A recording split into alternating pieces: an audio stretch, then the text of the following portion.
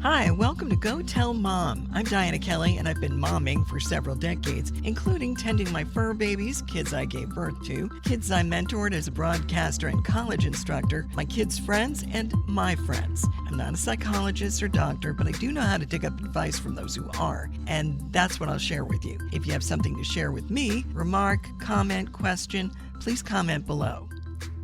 It's the memo every parent dreads, being called in for a parent-teacher conference. And believe me, the teachers dread it as much as the parents in some cases. Now, there are checkup conferences where the very relieved teacher tells the very relieved parents how well their student's doing during the term. Some parents are delighted to learn their child has acquired new skills or unveiled talents they didn't realize they had. The teacher in that case generally encourages the parents to encourage the newly recognized trait and has a few suggestions on how to do that. In some cases, that's great. Joey could be a budding writer. Casey could be a budding musician. Terry could be the next Steve Jobs. Parents who have the financial wherewithal can follow the trail that the teacher suggests. Parents who don't have the finances for more training or schooling now get to be anxious about their kid losing opportunities. Yeah, not a good time for all, even with good news. But it doesn't have to be stressful. WGU.ed says parents can be valuable allies in helping students achieve their best, and meetings are a great way to forge those bonds. Both sides being open and flexible helps, and it's important that the parents know when the conferences are happening, which means parents and teachers need to be proactive. Nancy Burrell from WGU says the same student who may have trouble on his math exams may be secretly adept at hacking into his dad's smartphone and deleting a voicemail. Repeated communication is occasionally necessary.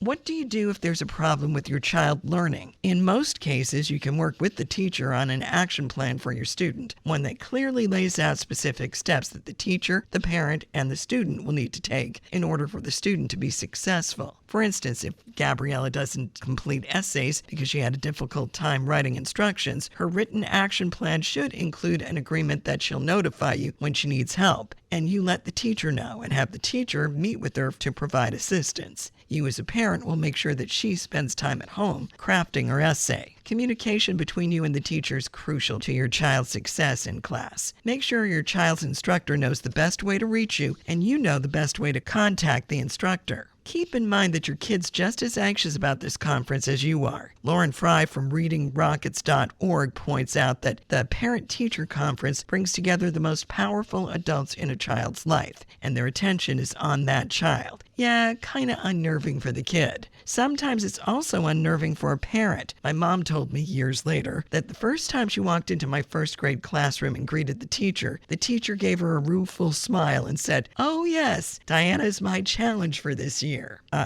Seems I had a million questions about everything, and I wasn't all that great with waiting my turn to ask them. Not the worst problem for a teacher, but one that both my teacher and my mom wanted to nip in the bud. Sometimes the problem is easily solved. Raise your hand and don't interrupt. I got used to launching my hand in the air, which came in handy years later when I was a reporter. But what if it's a tougher problem? The student isn't engaging in class or paying attention to transitions to other activities. The National Association of School Psychologists suggests asking the teacher questions such as, how long has this problem been going on in class? Or, on what sorts of assignments do you notice this? Maybe other kids in class are having similar difficulties. It could be the problem can be solved easily. While teachers may not have enough information to figure out why a student's having problems, they can usually make more accurate comparisons with other students, and their concerns should be taken seriously. GreatSchools.org says, if the teacher aims at issues your child is having at school, take a deep breath, listen, and gather your thoughts. It can be overwhelming to find out your child's struggling to keep up with others and may need extra help outside of class, or is having behavioral issues. But working with the teacher to find solutions can make it a productive session and make both you and the teacher feel more invested in your child's education. Some parents worry that if they tell their teacher about an issue their kid's having in class, the teacher will think they're criticizing her, or that they'll get their child in more trouble. Psychologists suggest using an I statement to avoid putting the teacher on the defensive, such as, I'm concerned about my child. She tells me everyone is teasing her. Share information that you feel the teacher should know about your child to help the instructor know how to deal with the student. If you know that your kid would be more attentive if she's sitting closer to the teacher, let her know. The more you can do to gently help the teacher get to know your child better, the easier it will be to solve the problem together. And hey, you should get to know your child's teacher better too. Treat the instructor as a person. Is the instructor artistic? A former computer tech? These are all good things for you to know, and they can give you some insight into the way the teacher treats your child. Take time to point out the good stuff in your parent-teacher conference. Express appreciation that the teacher is concerned enough to bring up problems to be addressed, and tell her about the good things that she's doing with your child. It will help the three of you build a great learning relationship.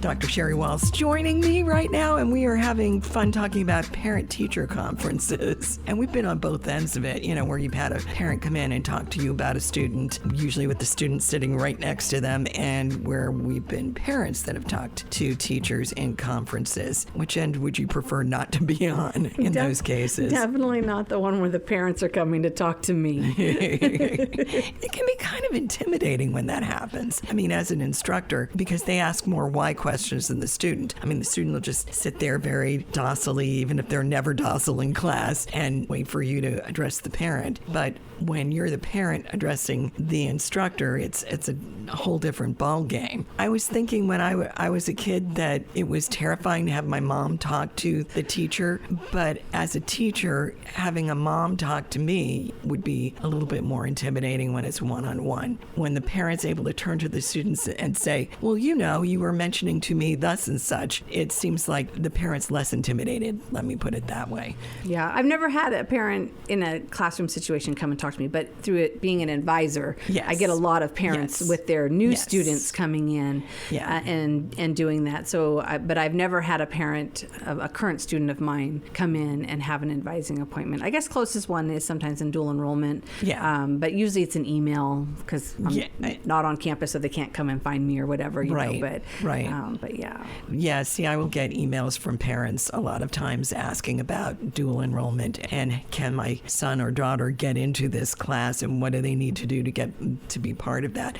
And I think those are great proactive questions. And it's funny because most of the websites I've been going to get more information about this from a teacher angle had advised that you be proactive as a parent and as a teacher when it comes to conversations during a parent-teacher conference. Yeah, definitely. I mean, although sometimes it doesn't always work out. My most recent parent-teacher conference I had was, I think the kids were in middle school.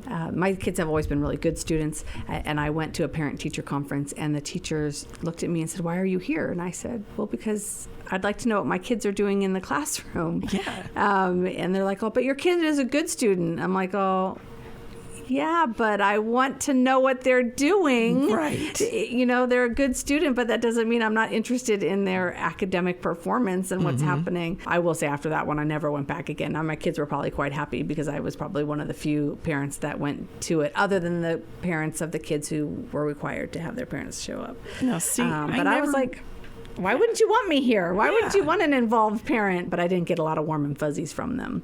That's kind of weird. You'd think that a parent that walked in and talked to a teacher about how come I make my child a better student, you would think that would bring out something positive in an educator. I know with me, we're on the college level. But when I get a parent talking to me about potential for their student, I always look at that as a good thing. I think so, but also now I'm very removed from it.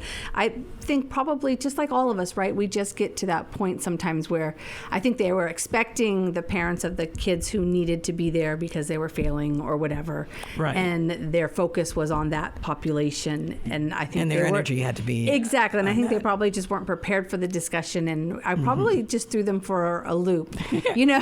You know, and so I try to be more gracious and understanding now. But at the time I was just kind of like, okay, well, I guess I'm not like allowed to care about what's going on at the school, you know, like it was just a very weird, I think it might have been middle school. I can't remember. But so it was just kind of interesting. I don't recall my parents going to any parent-teacher conferences after middle school. At that point, of course, I was pretty active in school and they knew most of my teachers anyway, you know, because they'd volunteer for things. My mom was great at volunteering for stuff. Yeah. And so I don't think there was ever a need for them to go. As you say, you know, teachers kind of look at you in surprise if you're the parent of a child that's basically doing what they're supposed to be doing in class. Yeah. But I always think of a parent-teacher conference as something that could highlight what the student can do to be a better student and to be chasing the goals they want in life and give them a little bit more focus. That's what I was expecting when I went to that last one. And like I said, that wasn't what I got. And then again, I feel like, well, probably I wasn't prepared either for the backlash. It wasn't really backlash. I don't mean to make like it was like a big deal. Like she was just very surprised that I was there and was like, did you have an appointment? Is there something you need to talk to me about? And I was like, no, I just wanted to, it was just, she wasn't prepared for me. I wasn't prepared for her comments. And so it was just very weird. But looking at it now, I wish I had gone back, or I wish I had the words to articulate, like, I'm trying to figure out a way to help my kids grow and explore what interests them, but I was a young parent and I didn't know. And so I was just kind of like, oh, okay, I guess I'll step back. Now, when kids are younger, it's a different story. I mean, because you're getting kids that may have some difficult. My daughter didn't read in kindergarten. Well, not until like about a third of the way through kindergarten. My daughter and son went to a Montessori school and she wasn't reading. I mean, at least I didn't notice if she was reading. And her instructor said, well, sometimes kids, it's like a light bulb that'll go on after a certain amount of time. And so she was kind of comforting in, don't worry about it. She'll get there. And they worked on phonics and all these other things. And sure enough, the light bulb went on. And then she was grabbing books in, and I made sure there were books on her bookshelf. And that was the things that they had suggested to me, is have something there that she'd be interested in. And I would read to the kids. But there's always something proactive you can get out of a parent-teacher conference when you go, if you ask the right questions. And that's one of the things the National PTO is suggesting. Make sure you're asking the right questions if there is a problem or if you just want to know how your child can improve. Yeah, and I think just as a young parent, I didn't approach those in that way. Yeah. Right? It was almost like getting called to the principal type thing, right? Like, yes. So you went in there, okay, what bad things are they going to say about my kid? Where does my kid need to improve on academically? And I guess very focused in terms of what they're learning and their grades, where I wish now, looking back, that I had conversations more open and broad about who my child was, what their interests were, fostering those things that are beyond the academic grade, and just more them as a person, how they interact with fellow students, what interests them on campus at the school. But I didn't know to ask those questions. Well, that's one of the things that you kind of wish there was a primer sent out to you as a parent. Ask these questions. We'd be happy to answer them. But it's almost like you, as a parent, have to be proactive in looking up what kind of questions you need to ask, which is one of the reasons why we're having this podcast, to give them that kind of a background. But sometimes the teachers will surprise you by telling you about your students' strengths that you didn't know they had. My brother was one of these. We thought he wasn't paying attention in class and all this, and as it turns out, he wasn't. Mom came back from a conference with the teacher, and he was expecting, because he was a C student, and he was expecting that Mom would say, you need to boost your grades. And she's like, I need to talk to you now. She said, your teacher told me, here's the scale of where students' aptitudes are, and most of the students were, right in the middle of that scale.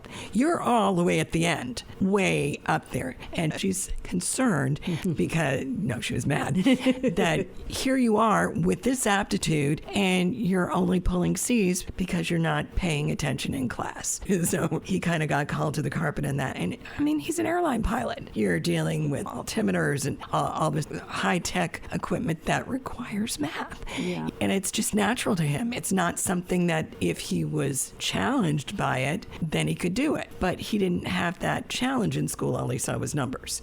Right. And I think that having a conference like that with a teacher can make parents understand better why their child that they think's doing fine, I mean, he's getting B's and C's, understand why a teacher wants them pushed a little bit more. Yeah, definitely. I mean, I think it was I wouldn't necessarily a wasted opportunity, but definitely looking back that I probably probably should have. I mean, I went to all of them, you know, but I probably just was waiting for the teacher to tell me something versus asking the right questions. I know that my youngest daughter was on an IEP, with, you know, the individual education plan, because she had a really severe language problem, and so she had a hard time pronouncing a lot of words. And those meetings were very intimidating because they had the teacher and the speech pathologist, and then they usually had the guidance counselor in there. It was like 10 faculty members, you know, from the school, and then me, and then you could have an advocate. It was very crazy, and those were very, very interesting meetings. And I probably learned a lot about my daughter during those meetings, but it was all very much around her language. So it was... did they have some suggestions as to what you could work They did, and so those meetings were more about helping her with her language. So it would be about what letters and letter combinations was she struggling with, what words could we practice at home, besides reading, because of course, because she had a language issue, she didn't enjoy reading, and so it was what else could we do. And those meetings were, although they were very intimidating to have so many faculty members there, sometimes the principal was there, a whole bunch of people, but they were really trying to make that bridge between the stuff that happens at school versus the stuff that happens at home, and how do we work together to make sure that happens.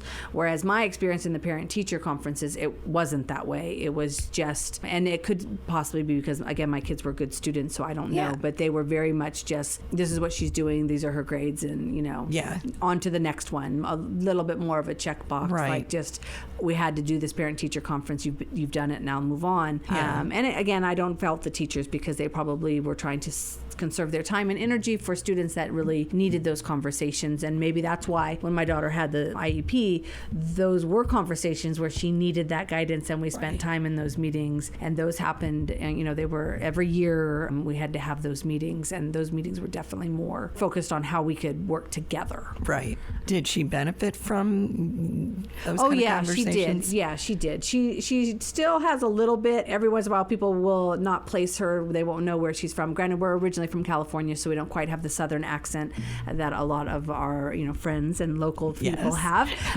But she still has a few words that she pronounces slightly off, and so people are always like, "Where are you from?" They're like, "Are you from Boston? Are you from?" They have a few places that they think she might be from. She's like, no. So she just has a couple words, but definitely the IEP for language, at least in our experiences, was a benefit. She learned from it. I think for her, the only hard part was as she got older into middle school, she felt more self-conscious about being pulled from class to go to language therapy, whereas in elementary school, it didn't bother her. And so we ended up stopping it maybe a little early, I don't know, but we felt that she wasn't progressing as fast. And so, you know, during one of those conversations, we decided as a group that maybe she just didn't need it. Also felt like it might have been damaging her psyche and her self-esteem, you know, and since that's just as important. Since the growth wasn't exponentially going up, but her self-esteem was going down, it was kind of like we just kind of decided to end it. But those were all really good conversations and talks, and although they weren't technically parent-teacher, but the teacher was there, but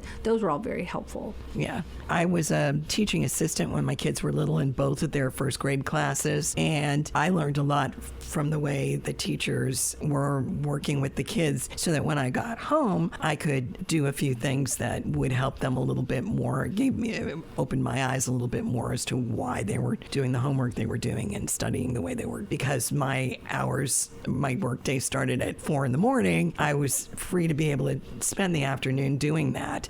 But once I had stopped doing that, I kind of missed that, because as the kids got older, not quite junior high school area, but there were times when I think I'm missing something because one of them would have struggles with a particular subject or whatever. And again, you know, they weren't doing badly enough that the teacher was worried. So I wasn't getting quite the instruction. And I don't recall that many parent-teacher conferences that, you know, and it could be that maybe I was just not getting the notices. And that's one of the things that they mentioned. There was a WGU report that was saying you really, really, really need to make sure you're getting communication from the school as to when there are parent-teacher conferences, and then you're not just waiting until there's an conference, that if they're having regular once a semester conferences, you should make sure you're part of it as a parent. And I think that's a good idea, because again, you may not know that the classroom needs extra paper and pencils or whatever, so that's why a project project's not as creative as it could be and the kids aren't quite as into it because they're lacking supplies, and maybe you as a parent can drum up some supplies for that particular project or whatever.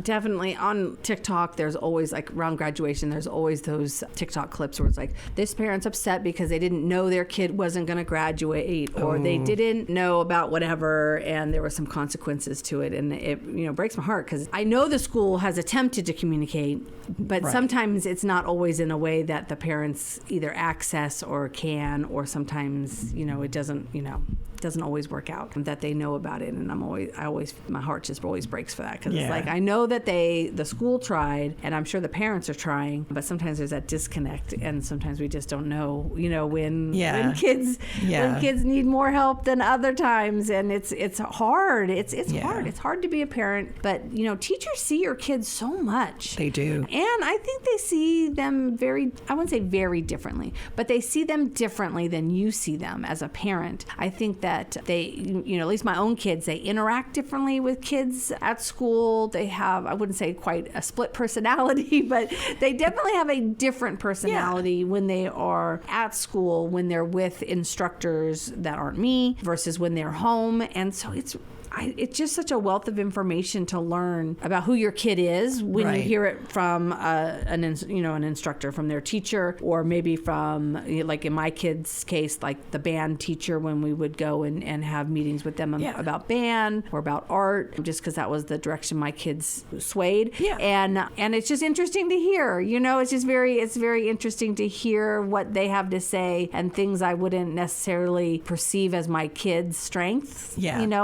And they can identify them, and you're like, oh, I guess. And it makes you look at your kid a little differently. Yeah, so. and we were always looking for things to do with the kids, camps and things like that, because I would work in the morning, and they would have somebody that would be looking after them, but they'd get bored, and I'd be worried about them being restless and then having problems when they went back to school and that kind of thing. So I would always be looking for something that they showed interest in, and I would ask the teacher about that. So my daughter went to dance camp, and my son would go to computer camp. There'd be things like that we would send them to that kind of play to their strengths. That was the way we'd do it. And they both could sing, so music, anything, And sometimes it worked and sometimes it didn't. And there were times that I'd be worried because their interest in something would drop off after, being pushed in that direction too hard. Well, you'd say, well, how about doing this? And it's like, Mom, I'm tired of this. It's like, well, you love chocolate. Mom, I'm tired of chocolate. It's the same thing. You get to the point where you're pushing that because that's the only thing that they're interested in, for sure. And then you have to back off a little bit and say, okay, what else is ringing their bell right now? And the teacher can be so helpful in that. Definitely. Yes, I do. I think so, especially elementary school, because at least out here, they have one teacher, so it's the same teacher. I know some schools do it differently, but out here it's just one teacher. So they're spending a lot of time with your kid. Yeah, they are. And, I think they really do have some really good insights to who your kid is, how they're making friends, what they perceive as potential issues, not even just academic ones. I used to get comments when I was doing my first grade assisting the teacher thing. The teacher would say, Austin's doing fine, except for when he's working on a project, he sings, and it's driving the other kids crazy. But that's just him. He was so plugged into music. That was the way he was. And so, smart teacher, at the end of every year, they would do a first grade musical. And so she knew exactly where his range was and what song he should sing, because she would hear him humming. So she got him into that, and he enjoyed it. So we would always make sure he was doing choral things, and it was a benefit, helping out in the classroom, because she got to tell me some things that she might not have remembered to tell me at a parent-teacher conference. Yeah.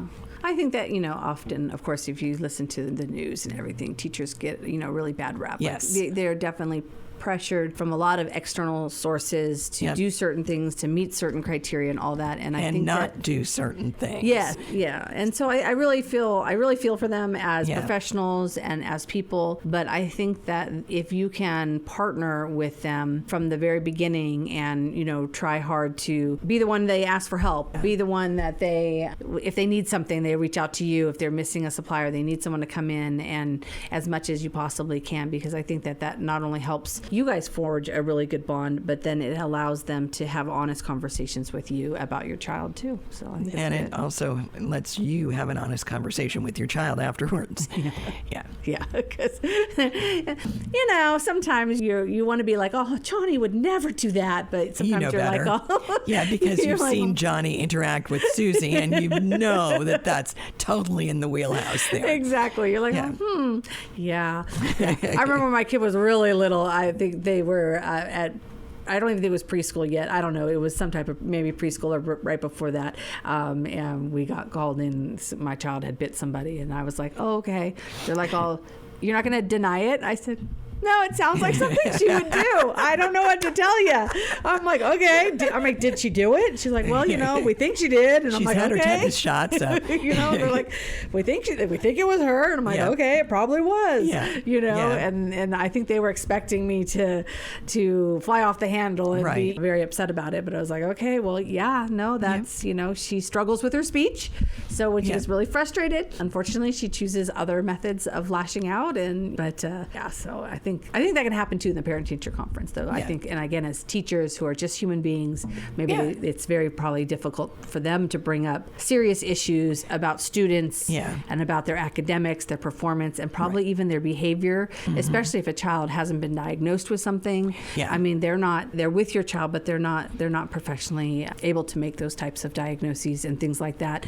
And I'm sure that's a fine line for them. And I feel for those K through 12 instructors who have to meet with parents and sometimes provide some really hard news. Right. When my son was in second grade, the teacher had told me in a parent-teacher conference, he gets very, very hyper. And there was one student in that class that was on Ritalin, and I knew it because I had done the first grade class, and the kid was in there, and we go to the nurse's office. And she was really kind of pushing me in that direction. And I said, well, what occurred prior to that? She was giving the kids candy for rewards. And my kids, there was like a no sugar thing in my household. So he'd be zooming off the walls if he had candy. So I said, how about we not give him candy? Well, if he does something, I said, no, just no candy, no sugar. He has a bad reaction to it. And that seemed to solve things. And sometimes it's just the parent talking to the teacher about that and saying, okay, let's troubleshoot this and figure out what occurs prior to this kind of action. And it can be as simple as that. Yeah. So. But I think it's hard for everybody. It's hard for the instructor because they are pressed for time. Right. They have 24 to 34 students that they have to be able to individualize what's happening. And then I think it's also hard for parents to hear sometimes when their kid... Yeah, but on the other hand, when it's a good thing and they're saying, hey, this kid really needs to be taking music lessons, that can be a win-win-win for everybody. Yeah. Oh, yeah. Definitely. Yeah. I never had that with my kids.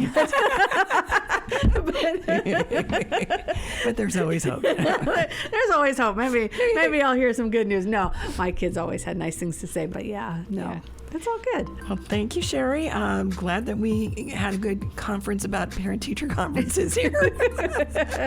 Yeah, and I guess the big learning is not to be so scared about them either as a parent or as people. Yeah. They're people too. Yeah. And a lot of them are parents too. So Definitely. They get what you're going through. Hey, thanks for listening to this episode of Go Tell Mom, where we chew on stuff that you talk about with your mom, or maybe not. I'm Dianna Kelly. If there's something you want brought up, something you want to add, comment below, and I'll be back next week.